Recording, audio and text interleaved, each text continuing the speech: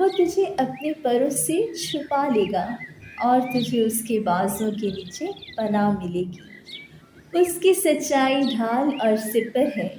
خدا باپ کے زندہ کلام میں سے زبور کی کتاب خدا ہماری پناہ، زبور 91۔ جو حق تعالیٰ کے پردہ میں رہتا ہے وہ قادر مطلق کے سایہ میں سکونت کرے گا۔ میں خداوند کے بارے میں کہوں گا، وہی میری پناہ اور میرا گڑھ ہے۔ وہ میرا خدا ہے جس پر میرا توکل ہے، کیونکہ وہ تجھے صیاد کے پھندے سے اور مہلک وبا سے چھڑائے گا۔ وہ تجھے اپنے پروں سے چھپا لے گا اور تجھے اس کے بازوں کے نیچے پناہ ملے گی۔ اس کی سچائی ڈھال اور سپر ہے۔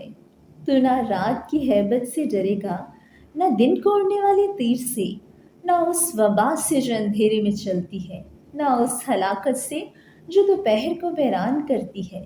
تیرے آس پاس 1,000 گر جائیں گے اور تیرے داہنے ہاتھ کی طرف 10,000، لیکن وہ تیرے نزدیک نہ آئے گی۔ لیکن تو اپنی آنکھوں سے نگاہ کرے گا اور شریروں کے انجام کو دیکھے گا۔ پر تو اے خداوند میری پناہ ہے، تو نے حق تعالیٰ کو اپنا مسکن بنا لیا ہے۔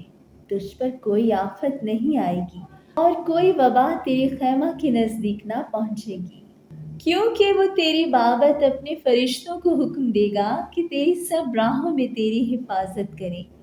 وہ تجھے اپنے ہاتھوں پر اٹھا لیں گے تاکہ ایسا نہ ہو کہ تیرے پاؤں کو پتھر سے ٹھیس لگے۔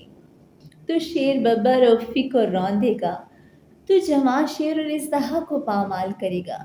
چونکہ اس نے مجھ سے دل لگایا ہے اس لیے میں اسے چھڑاؤں گا۔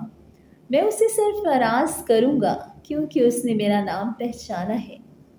وہ مجھے پکارے گا اور میں اسے جواب دوں گا۔ میں مصیبت میں اس کے ساتھ رہوں گا، میں اسے چھڑاؤں گا اور عزت بخشوں گا۔ میں اسے عمر کی درازی سے آسودہ کروں گا اور اپنی نجات اسے دکھاؤں گا۔ آمین۔